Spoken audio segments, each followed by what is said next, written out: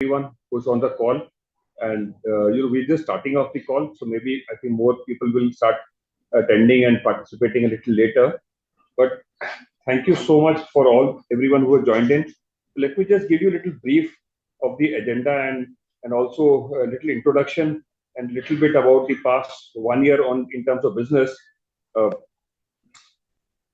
you know, the last 1 year has been very somewhat challenging and maybe frustrating, if I can use the word, in terms of from the investor who are invest and from distribution community. The main reason has been that we had a great time in 2024, and in hindsight, we saw the Nifty going up to about 26,000 plus levels by September, October 2024. And after that, we have been more in the correction and then the last almost 10, 11 months in terms of consolidation phase. So some green shoots are already being seen now. And the green shoots, if I can just say, has happened very recently, because suddenly from the last week of January to first week of February, we have seen a EU deal, which was almost a forgotten topic or chapter of discussion. Remember that the deal got signed after 19 years, and if it's a separate debate on EU itself, I think we could have given 1-2 hours on that, because I generally tend to say that it's a forgotten chapter which got reignited due to some other events across the world.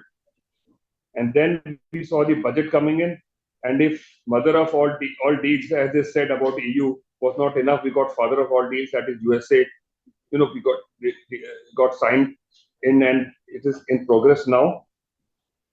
And very recently, we also saw the RBI policy of February happening. So very interesting events, and I think most of these events have been very, I would say, neutral to positive for the market. So let me talk a little bit about the topical interest. From ITI Mutual Fund House, the last mutual fund NFO that we did was a year back, that is in the last financial year. So what the NFO we did was the consumption fund. And this financial year, we had not done any mutual fund launch, but you would remember that we took the approval for SIF and we launched one scheme of SIF called Divinity Equity Long Short Fund. We got a decent support in terms of NFO in the month of November. But as I'm talking to you, I'm happy to tell you that we have already crossed 360 crores of AUM in that. So thank you for the support, whether you have invested, and also for being for us there when it mattered and as we are growing. So now, as I'm talking to you, we have just launched on the Friday the 13th, as I say, a new product from our house called Business Cycle Fund. I will leave that conversation a little bit with Rajesh and our senior fund manager, Mr. Nilay Dalal, who will be looking after that fund. And Nilay has already been managing for you all our business, banking and financial sector fund, and he has done a wonderful job since he has taken over. He's in the top quartile, rather I would say in the upper quartile in terms of performance in that fund. So we have just launched a business cycle fund. My experience of the last 1.5 years says that if the timing is your favor, so I'm not saying we launch and something happens 1 to 2 months immediately, but if the timing is in a favor, the experience of investor tends to be very positive. So when the markets were on the higher side, and I'm sure we'll see new highs in coming time also, the industry was launching funds and they were getting record inflows. And I can put a period of about June, July, August, September, October, that time of 2024. But after the correction, which whoever came in,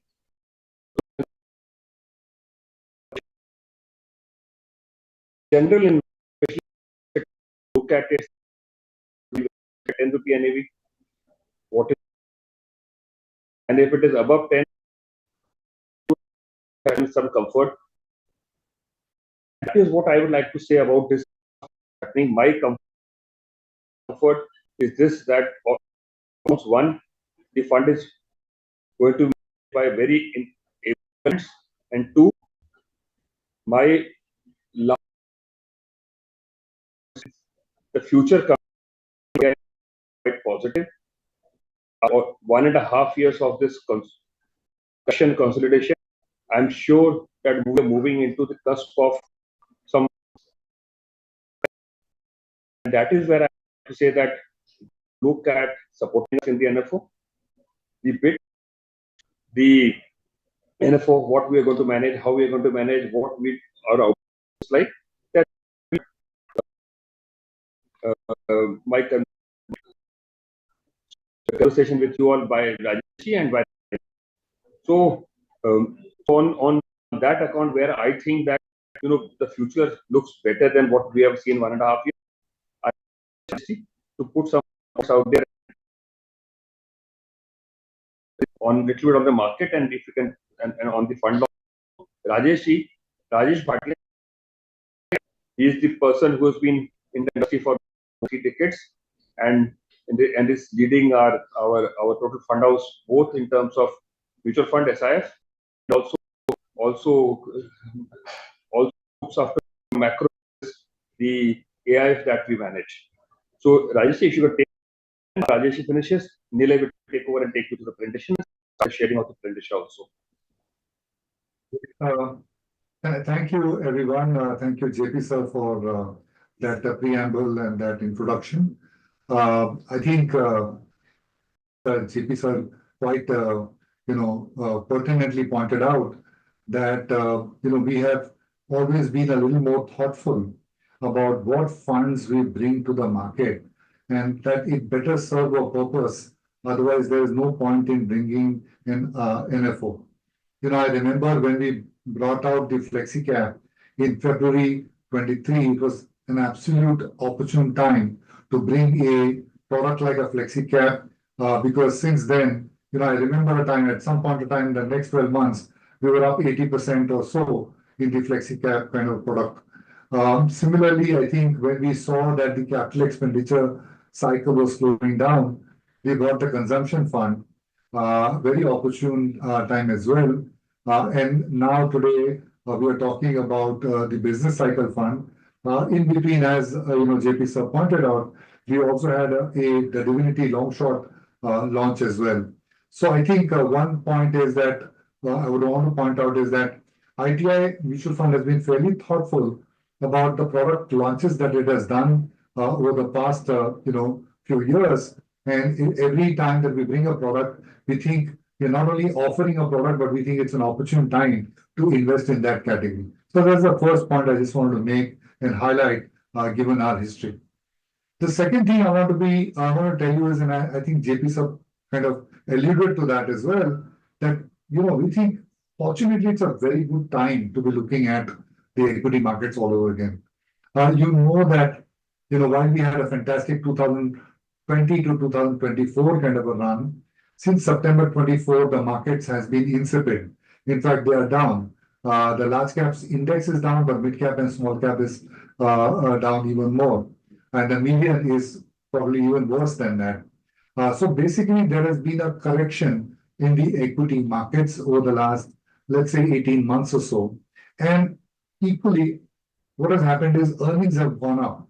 So fortunately, over the last 18 months or so, the markets have become cheaper. Is that price-wise correction has happened? So which is always a good thing. That one of the good lessons in investing is buy at a reasonable price, and then you're ensured a certain amount of gain. So fortunately, I think we are looking at reasonable prices coming up because of this 18 months of consolidation stroke decline that has happened. Second, we think it's an opportune time also because a lot of the earnings construct is moving to the positive side. So what I mean by that is when we looked at September 24, we looked at that the economy was slowing down and therefore the earnings were slowing down. Earnings have grown in Nifty doubled over the last between 2020 to 25. For mid caps and small caps, it had tripled. Right? So it was a fantastic growth in earnings cycle that we saw. But subsequently, there has been a slowdown in the economy. Why? quarter, the December quarter, the nominal GDP was at the slowest at 7%. Fortunately, that slowdown that has happened since September 24, and as they say, markets always a leading indicator, that's why the markets have been struggling for the last 18 years. And now we're seeing that that slowdown is bottoming out, and now the acceleration in earnings is beginning, starting with the financial services sector, and it's spreading to various other sectors which are benefiting from GST, which includes automobile, it includes insurance, it includes global commodities, it includes telecommunications, so on and so forth. So the earnings picture for corporate India is now kind of looking a little more constructive as you move forward, where, as I'm telling you, that the last 18 months, valuations have become fairly steady. And what is encouraging about India is that because of the discipline that the government has brought in to manage the fiscal deficit, etc., we've had a very, very strong macro. The current account deficit is 1%. The fiscal deficit has been constrained or curtailed. One of the very few countries in the developed world, in the top 10 countries in the world, that which has been able to do that. So we're a fairly disciplined macro situation, which leads to enormous stability. So that's the other advantage. And then the government itself has been fairly proactive and pro-business. We know that they have cut GST rates, they have cut direct taxes, they have cut interest rates to the extent of 125 basis points. All that is also adding to the impetus to grow earnings. Short point I want to make is that we're looking at a very good construct as far as the market is concerned, because the market has become cheaper and the earnings trajectory is moving upward, and we are in a very stable macroeconomic environment, which means the predictability of that upward growth trajectory is reasonably high. Had the macro not been as stable or it had been volatile, we would have not been able to predict with comfort that the trajectory is going to be reasonable. So all of that is fitting in reasonably well, and that's why we think it's a great time to bring in a product like the business cycle fund. Now we have asked Nilay to head that product for us, and with very good reason. As you know, Nilay has been leading the banking and financial services fund for us and has done a stellar job. Now, banking and financial services, while it may seem like a plain vanilla fund, it has many layers. It has private banks, it has public sector banks, it has small banks, it has fintech companies, it has insurance companies, it has capital marketplace, it has NBFCs. So there's a plethora of companies and sectors that you play within that, and not everything moves in sync. There are some which are defensive, some which are aggressive, and I can tell you no better than Nilay, who has done a great job of managing these cycles within the financial services space. As you already know, financial services is 40% of India's profits. So that's a very meaningful part of the market that the financial services space commands. So Nilay has been able to navigate these cycles within the BFSI extremely well, and therefore we think is the extremely most suited to leading this fund. So without much ado, I think that's what the preamble that I want to talk about. It's a good time to be in the markets. There's a reason why we have brought the business cycle fund to the market, and none other than Nilay to lead that product. Nilay, over to you. Thank you, Rajesh sir and JP sir. Rajesh sir, thank you for the introduction and more importantly, sort of giving us an overview of the market. I think you put it perfectly as to why we believe this is the right time to sort of look at the equity markets with sort of fresh vigor.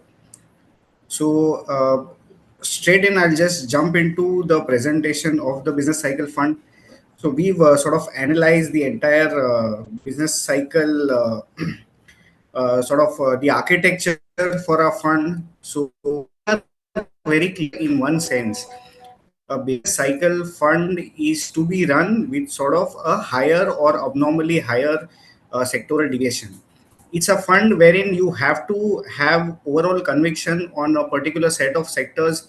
It may be a set of sectors, it may be a set of subsectors, it may be a set of themes, but you need to have that higher conviction and take abnormally high sort of deviation from the benchmark, higher or lower. But overall, this kind of conviction will come from sort of a top-down approach, looking at a macro cycle at a global level as well as at a country level, then drilling down to sort of sector cycles. And finally, our work doesn't stop there. So what we also have to do is look at the valuation cycle or the market cycle. I mean, one thing I will say very candidly, it is easy for us to say that we are the only ones to sort of catch a particular business cycle at the right level or sort of at an early expansion stage. But there may be sort of other investors in the market who has caught on to the same cycle. So how do we judge that is typically looking at the valuation cycle. So again, even in sort of an ideal business cycle where we believe that it is still at a early expansion stage, we would be looking at the valuation cycle and the market cycle, because which gives us an idea whether we are at sort of a fair value in terms of investing in that particular set of businesses, and also sort of gives us a downside protection if that business does not end up doing well. So just to jump into the theory of business cycle, so if you look at any business cycle, it can be at a business level, it can be at a sector level, it can be at a global level, it can be at a country level. That is why we say that cycles are fractals in nature. Again, so if you imagine this business cycle of expansion, peak, contraction, and slump at a global level, it is sort of a much more elongated cycle, because you have a set of countries which influence the overall global business cycle. Uh, it takes time to sort of go from an expansion mode towards a contraction mode. So it is a much more elongated cycle. Whereas at a country level, there are various factors that can influence the business cycle. So if you look at a domestic business cycle, again, you have your local policies, your domestic consumption trends, your interest rate cycle, your sort of what the politicians do, what a regulator do, everything sort of matters in a domestic business cycle. Whereas if you have to analyze a global cycle, which is much more prolonged, you have to look at international trade, you look at the currency cycle, you look at commodity prices. So again, it's a different sort of parameters with which you would ideally evaluate a global macro cycle and a sort of a domestic macro cycle. Again, this can sort of diverge. So you can have a situation where a global macro cycle is actually doing pretty well, whereas a domestic macro cycle is not doing that well. So one is obviously, if the global two major global economies are highly integrated, you will have their cycle sort of run in tandem. If there is a certain country which has its own local policies which are sort of overpowering the global cycle, you can have a local cycle which is going very different from the global cycle. Again, policy timing will not move in sync. So you may have, say, a US sort of start to cut rates much earlier than, say, a country like India, which is why you have a timing difference in terms of the overall policy, which is why the cycles may differ. Now, again, if you look at, after all this analysis of global cycle and a country cycle, what typically happens is in every expansion phase, you get a, sort of set of sectors which one needs to sort of look to invest in. Again, if so, the typical sectors during an expansion phase are your technology, stocks, financials, consumer discretionary. During a market which is in its late expansion or peak, you will have sectors such as energy, materials, industrials. During a contraction, one would typically go towards the defensives, which is healthcare, utilities. And during a trough, as in what one would typically say is the start of a new business cycle, you would look at your real estate stocks, you would look at financials again, you would look at cyclicals. But this kind of approach typically does not end up working. So what happens is, because the market sort of perceives the same things, you will not generate that additional alpha if you just do what everyone else seems to be doing. That is why what we believe is you have to have a proper top-down approach of you analyzing the macro cycle, which is at the global level as well as at a country's level, and then sort of drilling down to a test sector cycle. Now, this slide that you can see is sort of our secret sauce to identify a sector cycle. So these are not an exhaustive list of parameters. This will differ sort of between within sectors, but this is the key to what we want to do and how we want to identify a sector cycle. Now imagine any sort of company or a sort of subsector which is going through an expansion phase or which is at an early expansion phase. Typically, the overall demand is rising, your pricing power is improving. You're one of the only few players who have sort of set up in this space because it is an early expansion cycle. Cost focus is relatively low. You have sort of extreme optimism. You have planned new capex. Your again return ratios are seeming to be improving. This is when sort of other players start to jump in. So your competitive intensity slowly starts to increase. Pricing power continues to remain strong at peak levels. Demand is stable at high levels. Capex is elevated, but it seems to be slowing down. Again, this is where your return ratios are at its peak and business sentiment is at over optimism.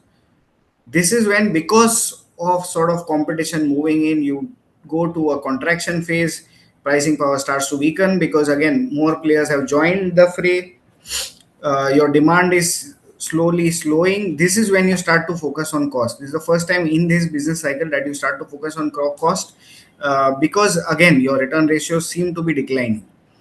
Overall margins start to compress and business sentiment starts to sort of become starts to weaken, or you start to become more cautious. Post this, you reach a phase which is at its worst sort of in terms of pessimism. So you are overly pessimistic, your demand is weak, competitive intensity is at its highest, cost focus is very high. You start to believe you made a mistake by sort of doing that additional bit of capex that you did. Return ratios look bad. Typically, this is where a business cycle hits a trough. Now, for us as an investor, we would typically like to identify sectors at an early expansion phase. It is not very easy to identify a sector at a trough and sort of buy into that trough, but it pays off to sort of identify a sector at an early expansion phase, and you start to move weight away from that specific sector at a late expansion phase or in and around its peak. Now, when we try to superimpose sort of our parameters to the actual markets over the last 20 years, the sort of output that we get is extremely encouraging. So, if you look at the sort of the first business proper cycle, macro cycle that we identified is from 2005 to 2007. Now, this is when global was doing extremely well. In fact, this was the start of the build-up of the housing bubble. So interest rates were low, liquidity was abundant, global was doing extremely well. In fact, it was reaching at a late expansion to peak phase. India, on the other hand, you had a new government coming in. You had a lot of focus on capex. You had focus on power, roads, telecom. This was very apparent in the budget. So the outcomes that were clearly sort of defined by our parameters are the infrastructure sector, the real estate sector, and the metal sector. Again, one has to understand this is also in valuations of those particular sectors at that time in mind. So when you see the outcome, sort of, so this is just us comparing the primary large cap index, which is the Nifty 50, along with these sectoral indices of Nifty infrastructure and Nifty metal. So what you see is that the sort of sectors that the business cycle model has identified, that is giving about twice or thrice the return that your primary index does. So again, this is only in a 2-year period. So one gets to generate a lot of alpha by just sort of identifying the right sector cycle. Again, within this, we have not tried to show you how or whether alpha is generated within the sort of subsector. This is taking only the sectoral index in context, and we still ended up making a lot of alpha to our primary index. Again, there are the next sort of major macro cycle that one has identified is the 2009 to 2011 cycle, when obviously you had the recovery from the Great Recession. So global economy was still sort of in a trough mode. It was not easy to sort of recover from that the recessionary environment. India, on the other hand, had a particularly fast recovery. So it was almost a V-shaped recovery. I think sort of the second hand impact of the Lehman crisis, etc., was not very apparent in our banking system. So, our banking system, financial system, even the liquidity, we were all doing sort of majorly well. So, what happened was that consumption, which had stopped during that 2008 period, suddenly bounced back very fast.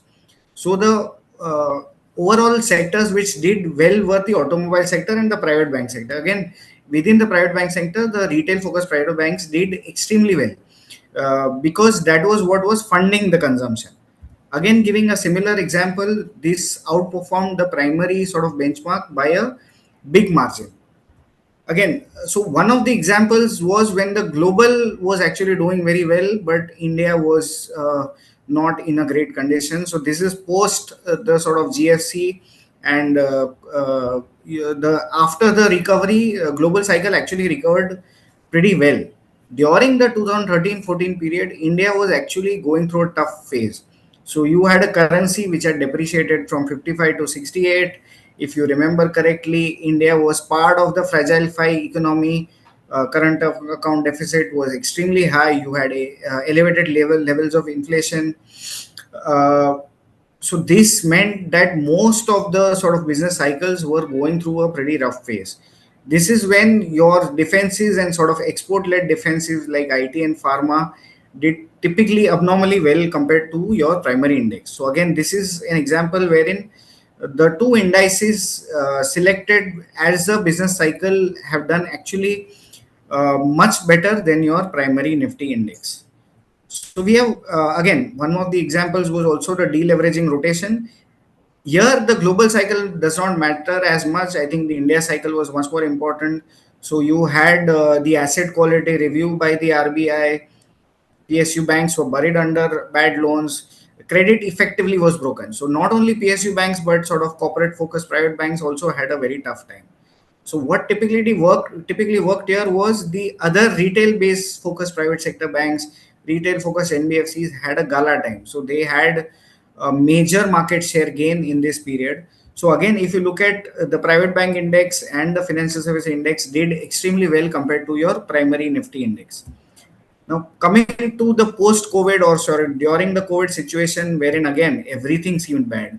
Global cycle was in a trough, Indian cycle was in a trough. But what stood out even there was global healthcare was actually doing pretty well. Even in India, diagnostics healthcare, which are sort of inelastic in nature, did very well during this COVID period. IT services. So in India, obviously, there was a very big push globally, also a very big push towards cloud migration, digitalization, which sort of helped these two sectors. So these two sectors again did very well compared to your primary large cap index. Coming to the last example of sort of a macro cycle, go from 23 to 25. Again, global cycle was doing well. India cycle was sort of in a proper sort of capex mode. So I think the government, which announced a lot of subsidies during the COVID period to help out the economy, started to move towards capex rather than subsidies. Again, the capex announcements were majorly in manufacturing, railways, defense. This is when the PLI scheme started to bloom. The sectors that worked were obviously PSU banks. Again, they worked also because they were the sort of go-to lenders for some of these bigger capexes, as well as they had a sort of bad 5-6 year period wherein you had the asset quality review, then you had the PSU bank mergers. They had finally started to show signs of growth, benign asset quality as well as profitability, and that was a sector that sort of came out as an early expansion pick. Defense and railways obviously did very well with the sort of budgeted support from the government. So again, the PSU bank index versus our primary index. So these examples, what they show you, again, keep in mind. So our process is to identify the macro cycle first, which is keeping in mind the global macro cycle as well as the country macro cycle, and then you identify the sector cycle. So we have still not come to the stock picking part of it. For us, so sort of phase one and phase two is obviously the brainstorm wherein the entire team gets together to identify cycles.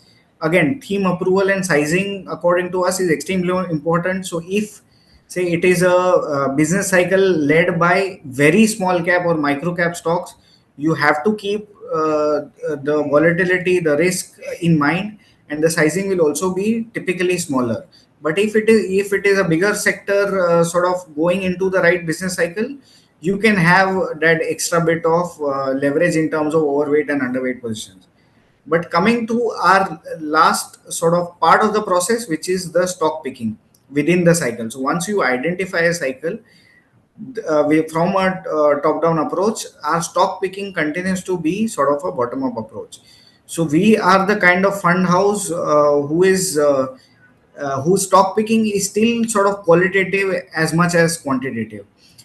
So we obviously look at the quantitative parameters of each and every stock, but we also look at sort of the touch, feel, the smell of a company.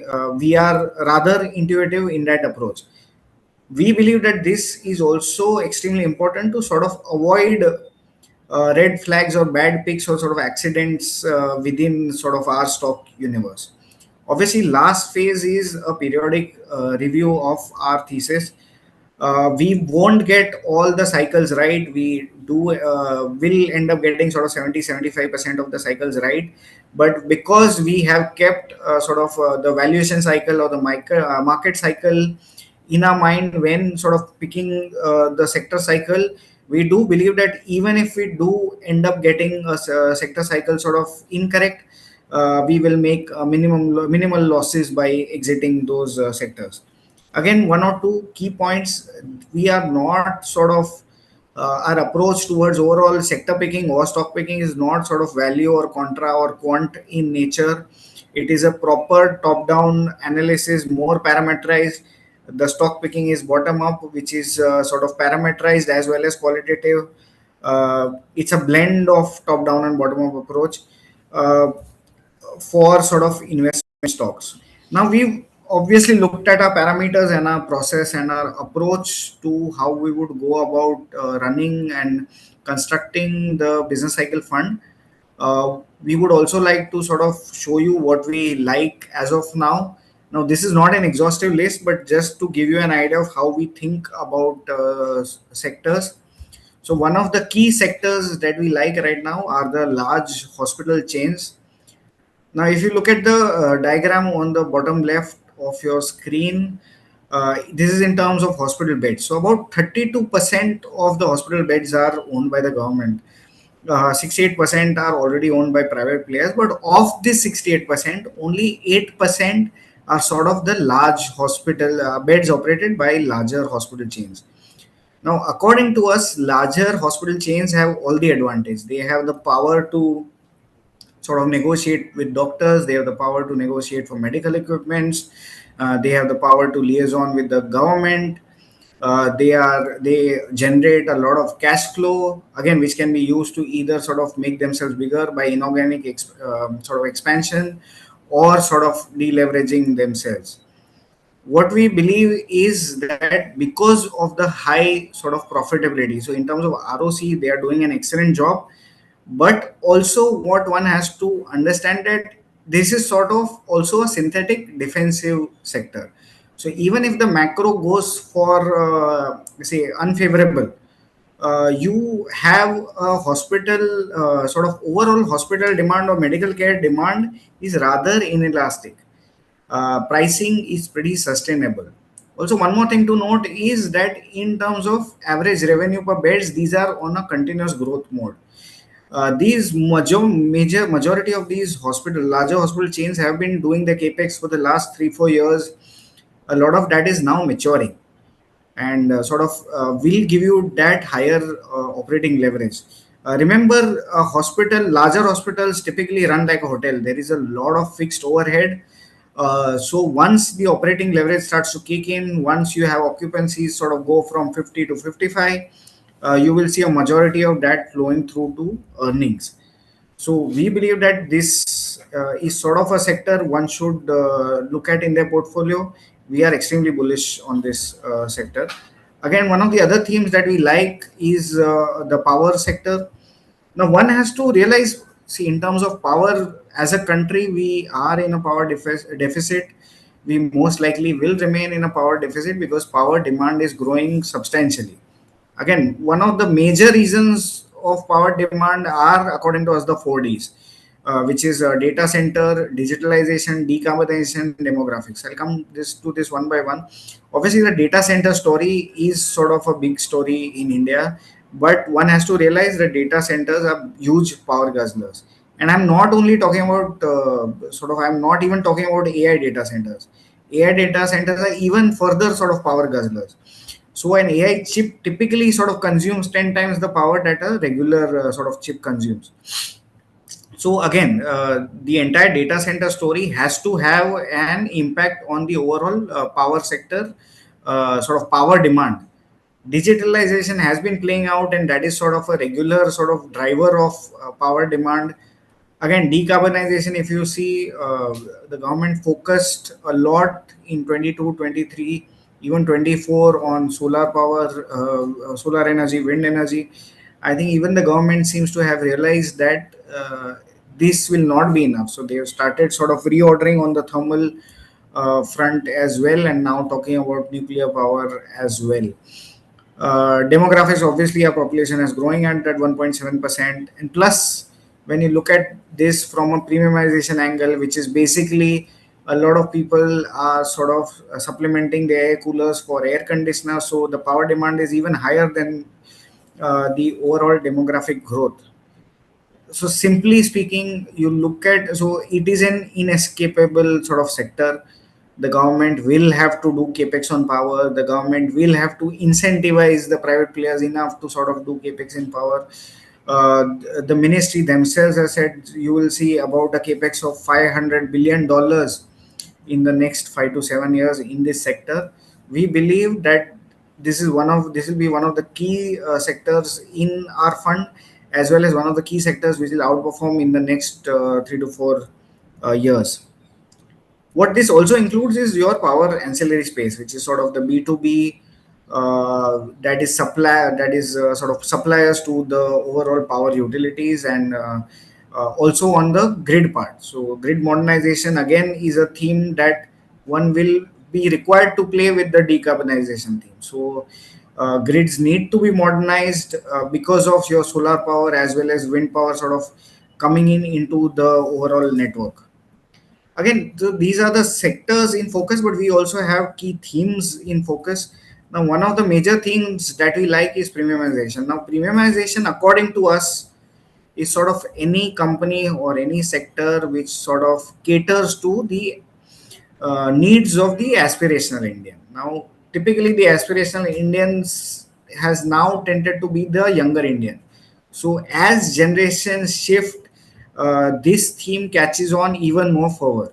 If you look at the chart on the right, again, this is a BCG based survey, but majority of the growth in households will come at the affluent level or the aspirant level. Now, that is one of the themes that we want to play. Simply put, the theme to us is sort of an SUV over a small car, sort of a big cruiser bike over a sort of steady bike, say luxury retail, luxury apartments, travel. We believe that this theme, as generations sort of get younger, get more aspirational, you may call it the Americanization of India. You may sort of see that the younger Indian is sort of borrowing to consume or sort of cutting down on their savings to consume. But that is a reality that helps in growth, and that is what we want to play with the premiumization theme. Now, when I talk of theme, again, this is sort of comes after the overall sector identification.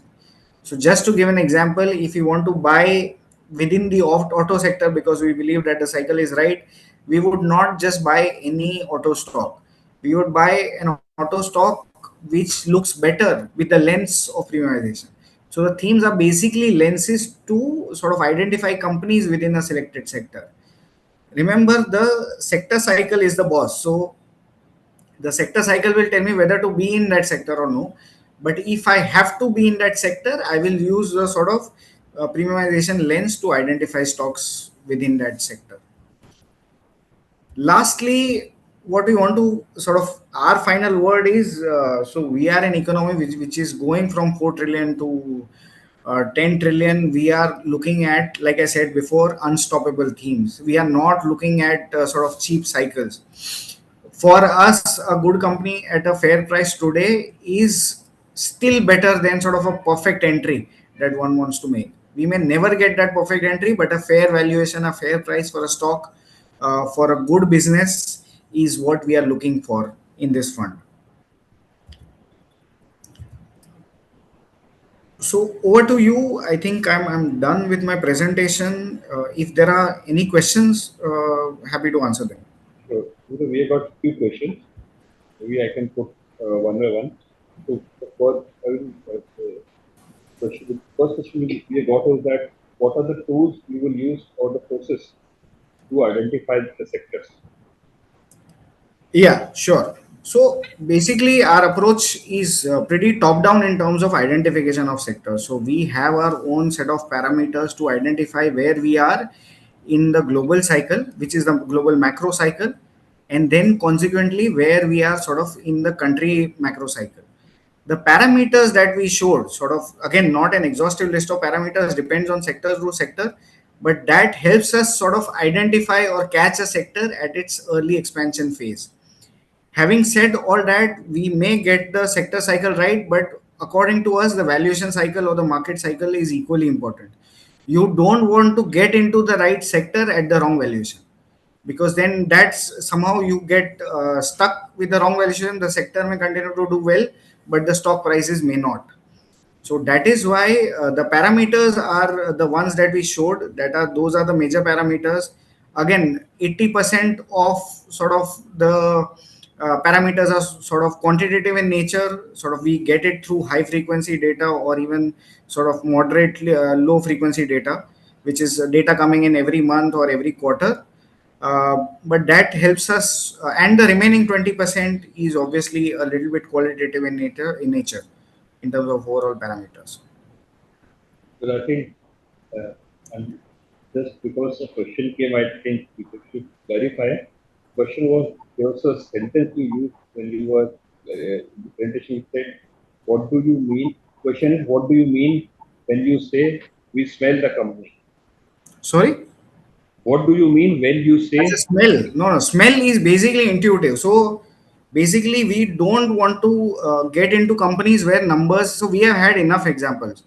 Numbers seem to be coming in right for decades, and then suddenly you realize that the numbers are fudged or fraud. So that is the smell. So you don't want to sort of have a bad intuition. It is more intuitive. So you don't, the feeling of the company or the feeling when you meet the management of the company is sort of wrong somewhere. That is sort of a bad smell for the company, for me.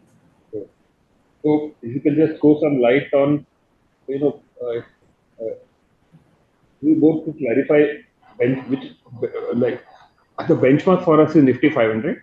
Yes. Question to you is like, how many sectors do you think you will keep, or will it be like focused high conviction sector, or will it be well diversified?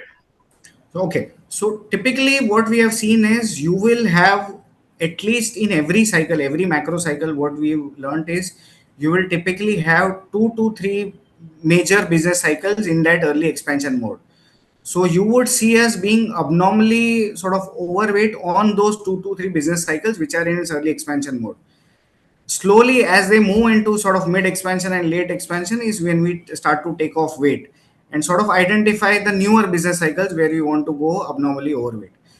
Typically, at any point of time, you will still have 6 to 7 sectors, but 2 to 3 sort of major sectors within that period will have that abnormal overweight or underweight position.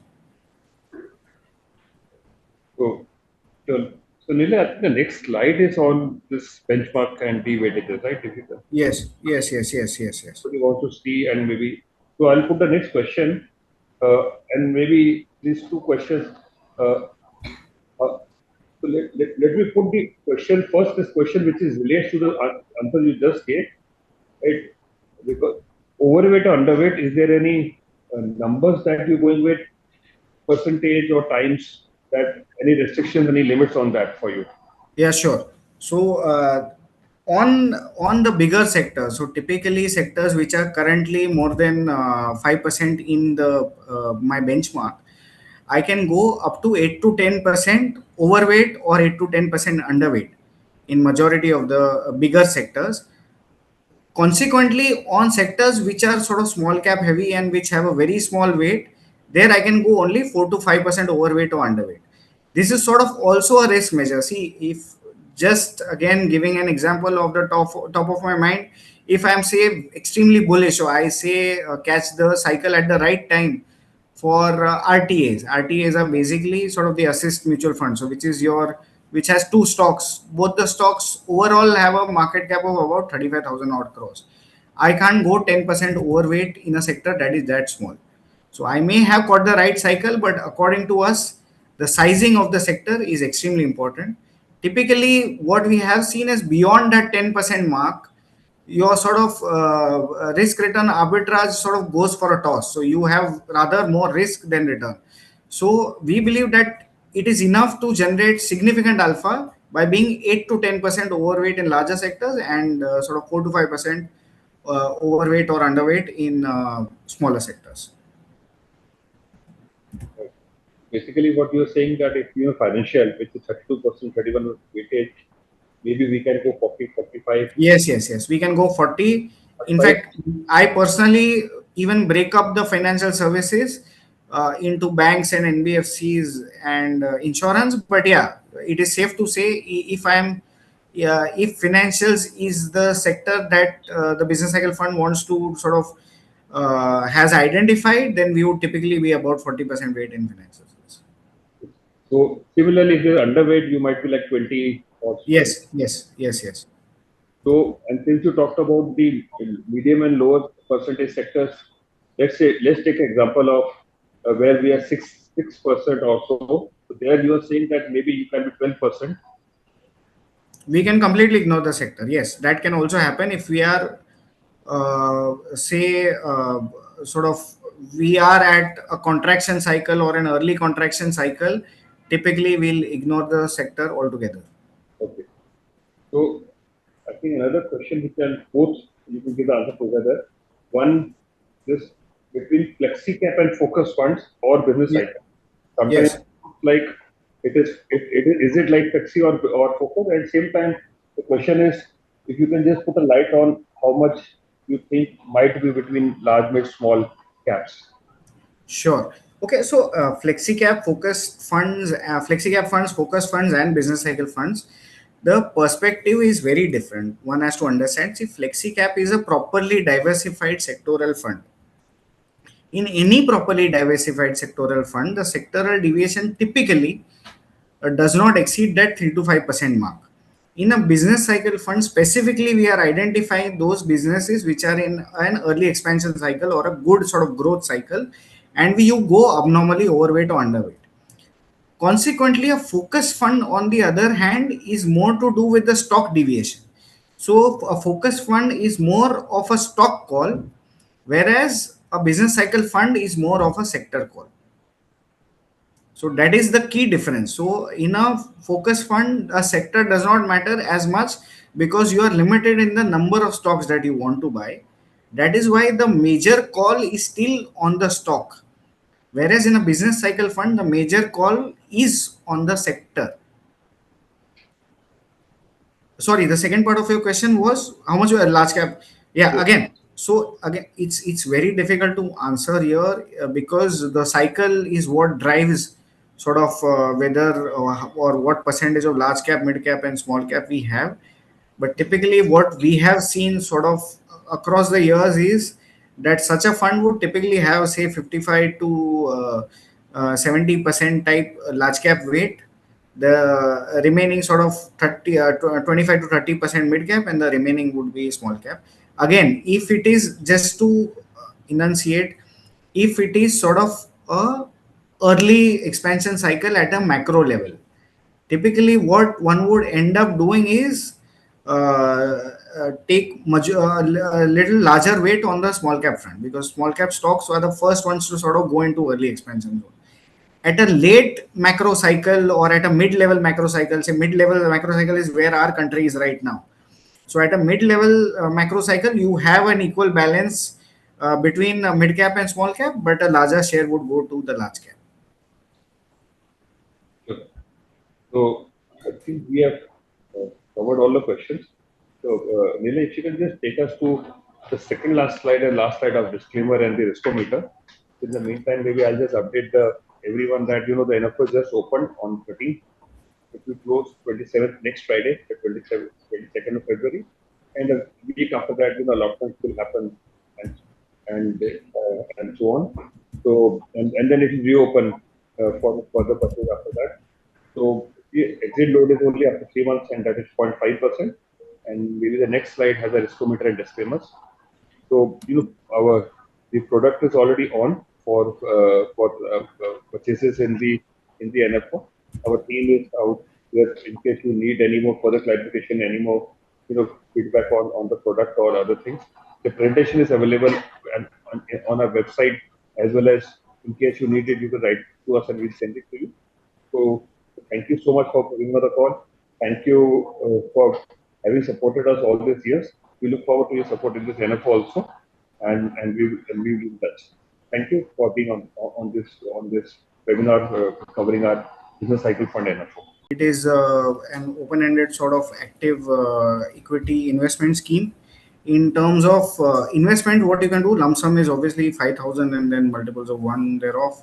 SIP can start at 500 rupees and a multiple of 1 thereof. Again, in terms of your exit load, I think is 0.5% up till 3 months and sort of nil after. The fund manager, obviously myself and Mr. Alok Ranjan. Our primary benchmark, as we discussed earlier, is Nifty 500 total return.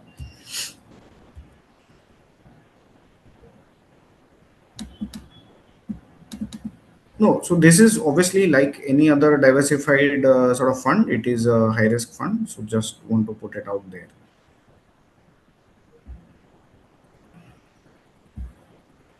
So any final words from you, JP or Rajesh sir? So I've done it. Thank you. Thank you everyone. Look forward to your support. And Rajesh, since you want to close it. Just wanted to again take the opportunity for all the participants to join us. Thank you so much. I think we've concluded it really well. Opportune time, opportune product. Look forward to your support. Thank you everyone for your time. I think we can close the call. Thank you. Thank you. Mutual fund investments are subject to market risks. Read all scheme related documents carefully.